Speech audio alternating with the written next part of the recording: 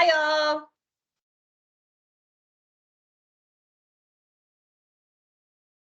All right, so I'm going to say this a couple of times, and you guys are probably going to get really tired of hearing me say it, but we're going to start by, if you want to just share in the chat, like what area you're in, what state you're from, and like what the weather's like. So where I am, I live in Missouri, right next to the Mississippi. We're at about, I think, 1 degree today and about 2 inches of snow.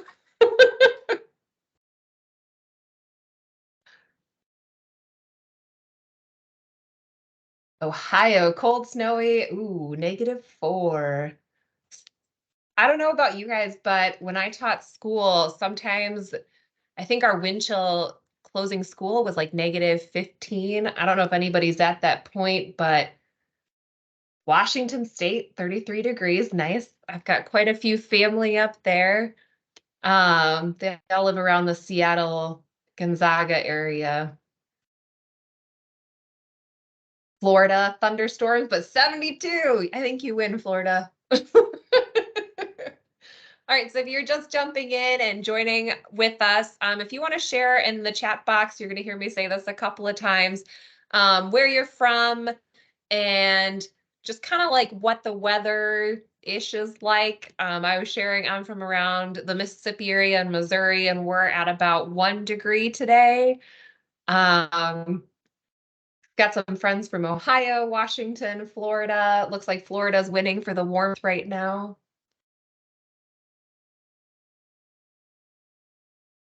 Mesa, Arizona. Oh, close to Florida. You guys have 69 outside. Pretty nice. What a good day.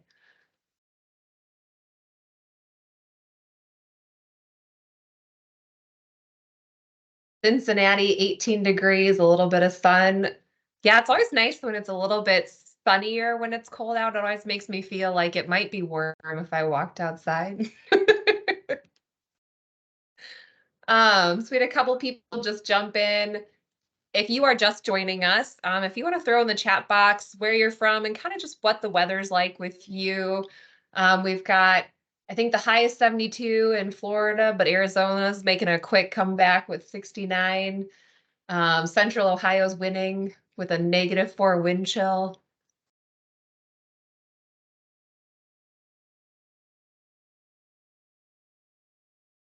All right, so we got about 2 minutes-ish. It's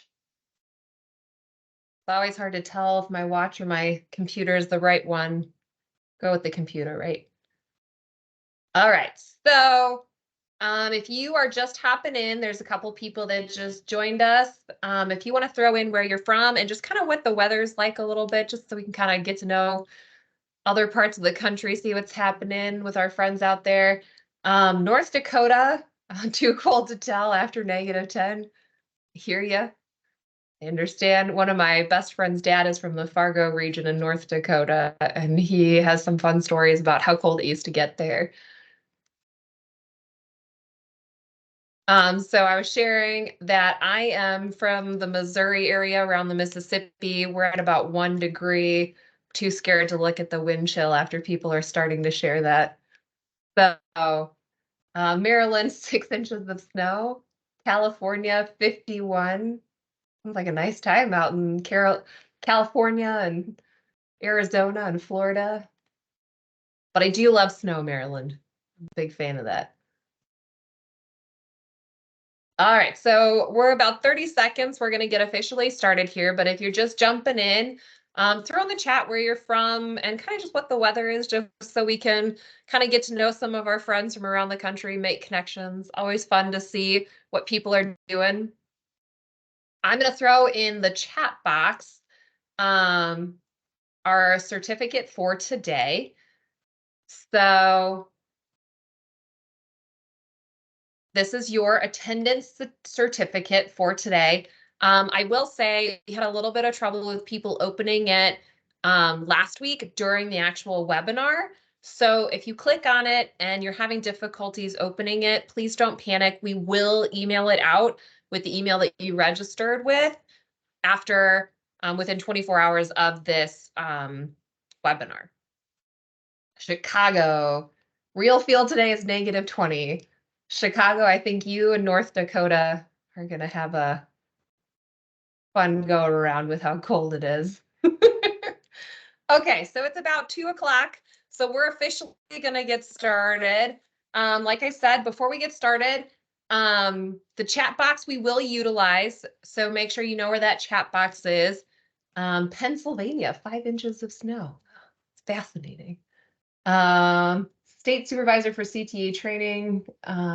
We have many automotive tech programs with 32 institutions. Great. Cold and rainy in Sacramento. Sacramento, nice place. All right, so um, there is the attendance certificate in the chat box. It's a PDF file. Like I was just telling people that if you click on it during the webinar and it's not letting you actually utilize the PDF file, don't panic, please. We will send you out a copy after within 24 hours of this PD webinar. So please don't panic. You will get your certificate, but it is in the chat box. Hopefully we worked out the kinks with whatever was happening last week. Okay, so it is time to get started. Welcome to Blueprint for Success, Unraveling the Wonders of Understanding by Design. Also, welcome to Office Hours. If you have not attended one of these, be prepared. It's going to be fast, it's going to be furious, and it's going to be one of the quickest 30-minute professional developments that you've been a part of. Also, grab your smart device, because we are going to have an interactive webinar. We like to learn with and from each other. So your smart device will be used to scan QR codes to access the learning activities. However, I understand you may not have charged your phone. It's in another room. You're using it to distract your kid, whatever.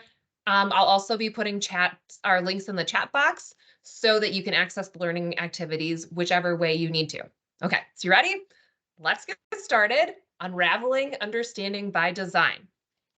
So as Julie Andrews says in The Sound of Music, let's start at the very beginning. What is understanding by design? So scan the QR code using the camera on your phone, or there's a link that I'm going to post in the chat box here.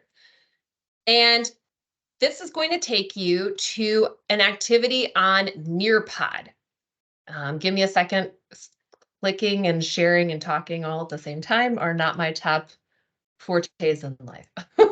Okay, so there's the link to the Nearpod activity, or you can scan the QR code. All right, so within the Nearpod, you're going to answer what is understanding by design. So this could be a definition, this could be an example or a non-example, or just what you can remember about it. And you're going to either scan the QR code, or there should be a link in the chat box that works to take you to the Nearpod activity.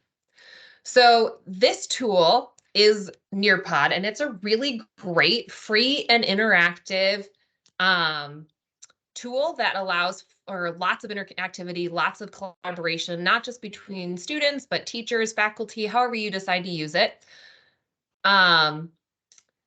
Before you utilize it, though, make sure you check with your IT department to make sure that it actually is something that you can utilize with your students in your classroom.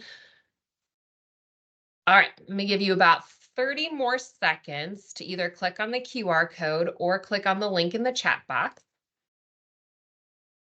You don't have a blue button with a paper airplane.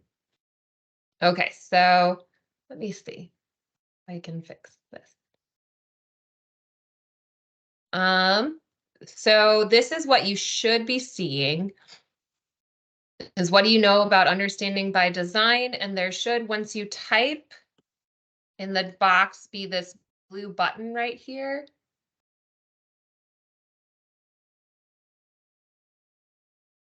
Don't have that box at the bottom. Is anyone else experiencing this where you don't have the box at the bottom? I also don't have that box. Same, don't have it either. Okay, perfect. Well, thanks for letting me know.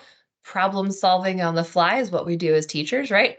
Okay, so we'll just scrap this, and great idea. And we will instead go to our chat box. So in the chat box, if you want to share, what do you know about understanding by design? So we're going to scrap the QR code and say, sorry, guys, technology sometimes doesn't work. We're just going to utilize that chat box as our friend today. So what do you know about understanding by design? So anything at all, definition, example, non-example, whatever you can remember. Nothing's fine because this is foundations. A method for designing curriculum. Students can do some things after they've seen it. It's a planning framework that goes backwards. It transfers goals. Let's see what else we have. Outcome-based education planning, knowing students have achieved when they demonstrate knowledge independently. Great, I love these. So one thing we're seeing is it's a curriculum, there's planning, it's a framework, it's about students. You can differentiate activities, different levels of learning, planning focused on applications, fantastic, I love these. Okay, so what is understanding by design? This is where we're going to take some of your big ideas that you guys were just talking about, and we're going to start formulating a definition. So understanding by design is based on research by Wiggins and McTighe. And the definition of understanding by design officially is an educational framework focused on designing curriculum, instruction, and assessments to promote deep understanding and meaningful learning. Okay, so as educators, we all want our students to do well, right? We want them to pass the state test, pass the accreditation test. We want them to have fun. We want them to enjoy school, enjoy learning. But most importantly, we want them to understand. We want them to understand what we're teaching, why it's important. But not only that, we want them to understand the process of how do I learn so they can be lifelong learners. And we want them to be able to think critically. So we know that to get a job in today's world, you have to be able to think critically. You can't, in today's world, just memorize facts because you can access memorized facts in a couple of seconds on your smart device. So understanding by design is really important because it provides this framework that leads to the deep understanding we want students to have. Oops, sorry, guys. Okay, so secondly, it's an instructional framework. You may be trying to remember deepest in the darkest parts of your brain, what is an instructional framework? Well, in case it's been a while, or maybe you never knew, an instructional framework is a guide for educators that outlines the components of a successful lesson. It provides consistency. It's a consistent approach to teaching to ensure all learners are getting the same quality of instruction, and educators have the same resources they need to help learners be successful. Okay, so key principles to understanding by design. Each key principle to understanding by design could theoretically have its own 30-minute webinar. So the keys are backward design, enduring understandings, essential questions, and authentic assessments. If you were able to attend last week's professional development session with Mandy Green, you know that she covered authentic assessments. We will touch on it again later in this PD, but we will also cover it in a couple months from now in its own session. Also, next month, we're going to touch on essential questions and enduring understandings in their own webinar, which brings us to backward design. So backward design means that we do the opposite of what a lot of people think when they're teaching. So what a lot of people do when they start teaching is they plan their lessons, they plan the activities, then based off that, they plan their assessments, and then off the assessments, they plan their learning objectives. However, research has shown that that's not very effective, and backward design means that, in fact, the opposite should be happening. So first, we should create those learning outcomes, those objectives, and then create our assessments based off those outcomes. And lastly, we should be creating our learning activities and our lessons. Okay, so now that we have some idea of our definition and the key principles of what understanding by design is.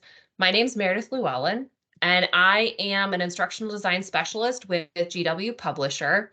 To give you guys some background, because normally it's Mandy who does these or some other people, I've been a classroom teacher, I've been an LMS trainer and a technology trainer. I was a PD presenter that focused on effective pedagogy and an instructional design specialist. So this is going to be really fast paced. It's going to be interactive. But if you want to take a deeper dive, please come to the later webinars series that are on this with stage 1, stage 2, and stage 3 all having their own. And I'll give you the dates at the end of the webinar. Okay, so in true understanding by design fashion, we'll start with our learning outcomes. So our learning outcomes for today are define understanding by design and its core principles, so check. Explain the 3 stages, analyze its impact on your teaching, and lastly, develop a plan to incorporate it into your teaching. So how are we going to make this apply to you, make it real, and make it something that you can take away with you? Okay, so hopefully this activity works better than the last, which I apologize for, but welcome to teaching. Sometimes things don't work the way you want them to, right? So scan the QR code to access the Mentimeter poll. You can use the camera on your phone, or I'm posting a link in the chat box. And please be patient with me. Talking and posting things is not in my top skill sets. Okay. So, all right. We are going to use a tool called Mentimeter that's going to take you to a poll. You're going to use a strategy called always, sometimes, or never. So you're going to read through the 4 questions that are on there, and you're going to choose whether you think each question is, so I should say 4, not 3, sorry, always, sometimes, or never true.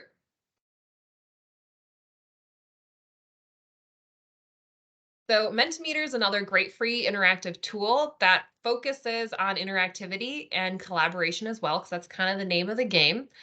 I'm going to give you a little bit longer to remember to scan the QR code or use the link in the chat box.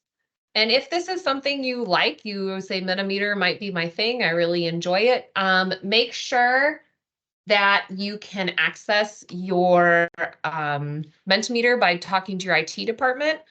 Sometimes they have blocks that they can remove, or sometimes it's just not a tool that they support. Okay. And while we let people read through, since there's some questions, always, sometimes, and never is a really great instructional design strategy that you can utilize to activate prior knowledge, to get students to start synthesizing some information, or you can use it as a conversation starter, or all 3. Okay, so we ready to see what other people have thought? Okay, I'm going to pull up the Mentimeter results, and let's see what people have said. Taking a second to load, sorry. No results. Okay. So is everyone, oh, that's because I'm in the wrong Mentimeter. That's a word cloud. Okay. Sorry, guys, give me a second.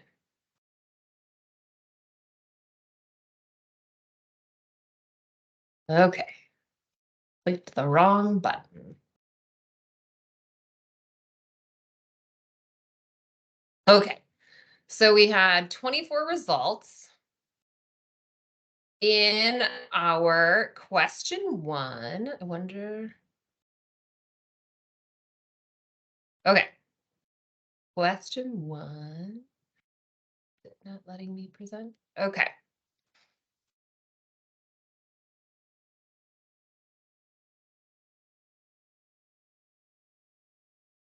Okay. So we have sometimes, never, sometimes, never. So students learn best when they have to guess what's going on and what they're learning. So some people are saying always, most are saying sometimes, close second is never.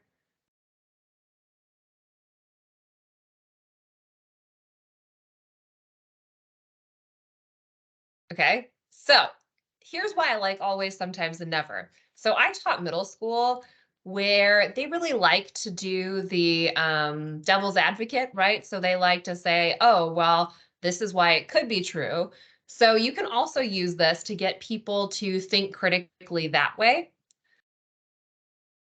Okay. So our next one, authentic assessments more accurately demonstrate what students have learned. So we have always, sometimes, mostly always, couple of sometimes.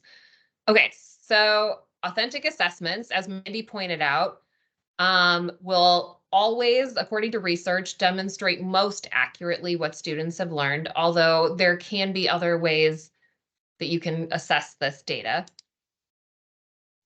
All right, lessons should be created first in understanding by design, and assessments and objectives based off of the lessons.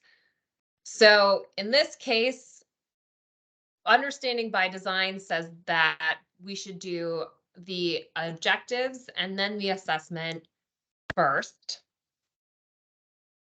Okay. And then using understanding by design increases student engagement. So we have always, we have sometimes.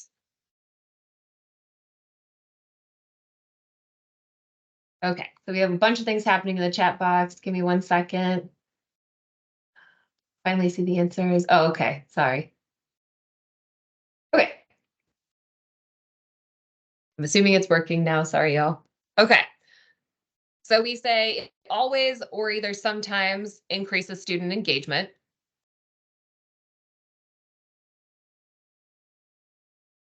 And that's the end.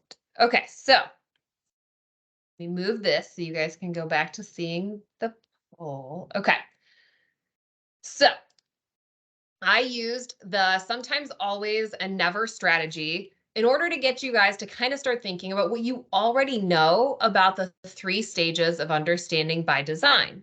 So the 3 stages are identify desired results, determine assessment evidence, and plan the learning experiences and instruction.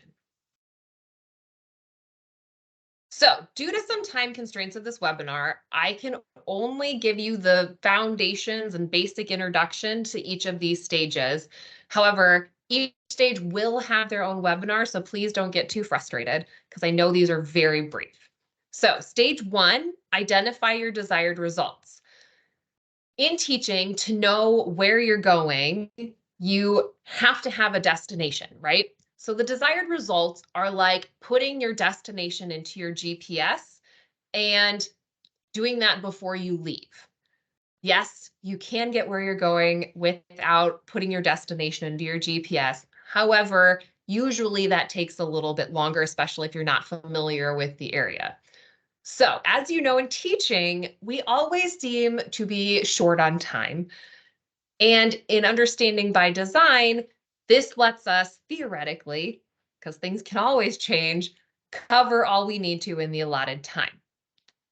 In order to identify our desired results, we need to look at enduring understanding, essential questions, and we need to set our learning outcomes and objectives. So our enduring understanding and our essential questions are what are going to be set at the beginning of the curriculum. This is going to be the whole shebang for the whole course. This is what everything else is going to be based off of. Then our learning goals can also be called outcomes. They can be called objectives. Schools call them different things. People call them different things. Teaching schools call them different things. So whatever you call them, many schools require these objectives to be posted somewhere in your classroom, to be posted in your unit, to be posted in your lesson, for you to mention it to your students. And that's because these learning outcomes, these goals, these objectives, whatever you and your school call them, specify the essential knowledge, skills, and concepts that students should be acquiring. It lets students know what's happening so they know what they're listening for. They know what they should be getting out of this. Now, that buy-in becomes more important the older the students get. When I taught seniors in high school, the first question they had for me was, why? Why are we doing this? Okay, Next, we have stage 2, determine your acceptable evidence, which Mandy Green touched on this and did a whole webinar on it. But if you were unable to attend, here's kind of a brief lowdown. Since understanding by design uses backwards design, the lesson outcomes are overarching, along with our enduring understanding and essential questions. Using those 3 things, we ask, how are learners and teachers going to know if the desired results have been achieved? And how are we going to evaluate them? So assessments are used, as you guys well know, throughout lessons, throughout units, throughout courses. They're done by states, they're given by you. There's a whole slew of things about assessments, right? Well, along with having different times that you give assessments, there's different types of assessments. Research done by Wiggins and McTighe, who came up with understanding by design, and supported by John Hattie, show that assessments are most effective when they're authentic.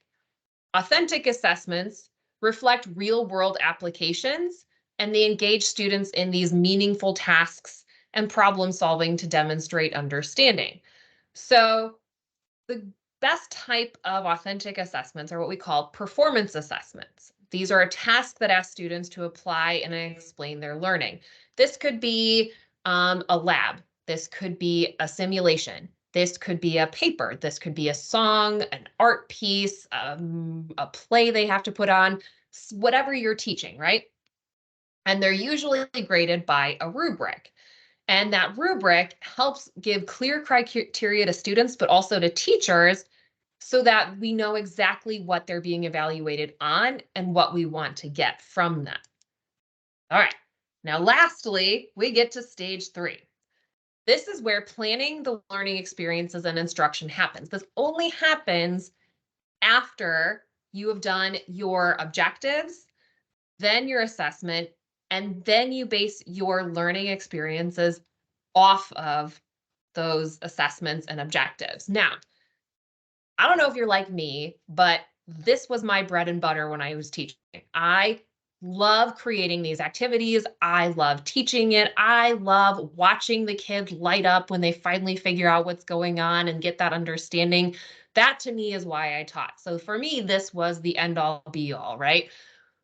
This is where teachers get to be teachers. This is where we decide what engaging activities and in what order we're going to do them to assist students in meeting their learning goals and ensure that they're going to pass their assessments. So, to ensure that whole student body are learning, understanding by design researchers, Wiggins and McTighe, encourage teachers to do differentiation and scaffolding. Now, John Hattie, because we like research in GW, and I'm a particular nerd when it comes to educational research, John Hattie supported this study on influences and effect sizes related to student achievement.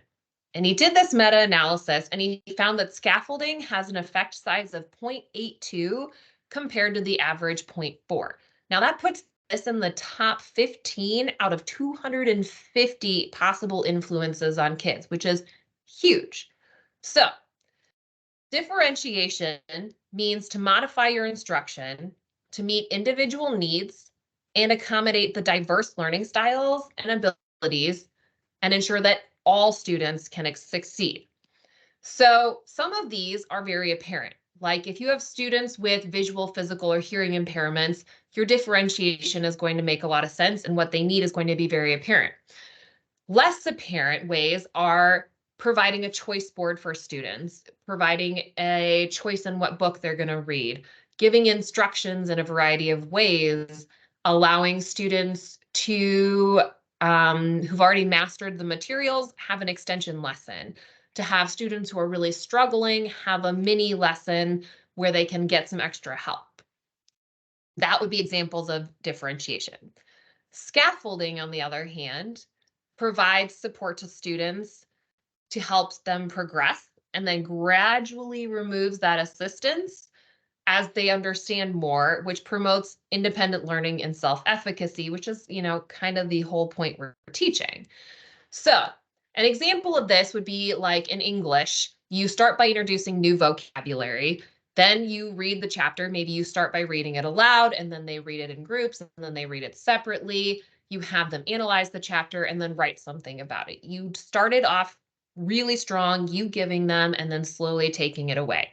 We do this in math all the time. You're given a formula, you practice it together, and then you do it independently on your own. In understanding by design, students are actively given opportunities to learn and apply their new knowledge. So the phrase explore before explain is often used in education. Students only learn so much by being jabbered at, like I'm doing to you now. They truly understand the information when they're allowed time to actually explore it. I mean, if you think about a toddler, right? How many times have you told them not to do something and they walk over and go do it? Or a teenager, just big toddlers. When they do it on their own and they experience it, that's when they really learn. Maybe I shouldn't touch that hot pan, or maybe the cat was getting really angry, right? Okay. So in case you're wondering, how does this all go together?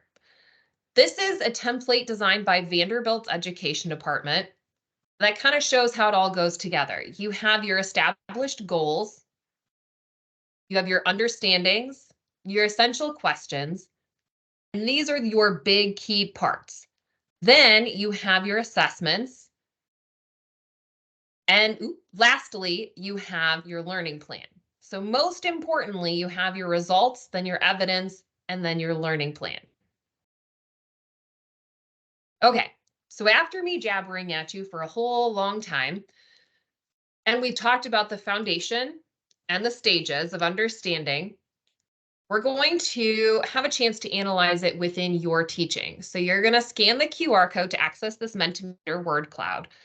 Take a minute to think about your teaching and then answer what's at least one way you could incorporate understanding by design into your teaching. So scan the QR code. You can use your camera on your phone, or I'm posting a link in the chat, and we're going to be patient because I am not great at talking and putting things in chat boxes. Okay. And this should take you to a Mentimeter word cloud that I will post up here in 2 seconds. I just have to get to it. Okay, thanks for patience. I really appreciate it.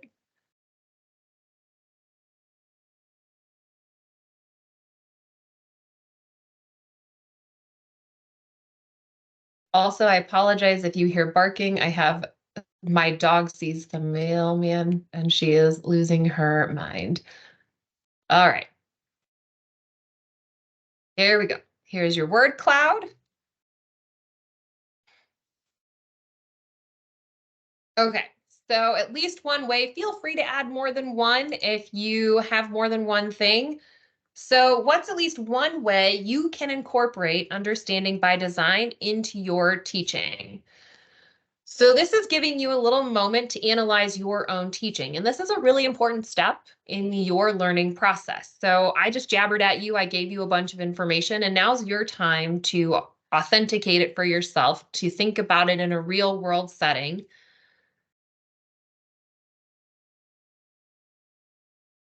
All right, so self-improvement, engagement strategies. We have a lot of backwards, objectives first, essential questions. So in case, I'm sure you guys probably do, but if you don't know how a word cloud works, the more times people mention it, the bigger the words get.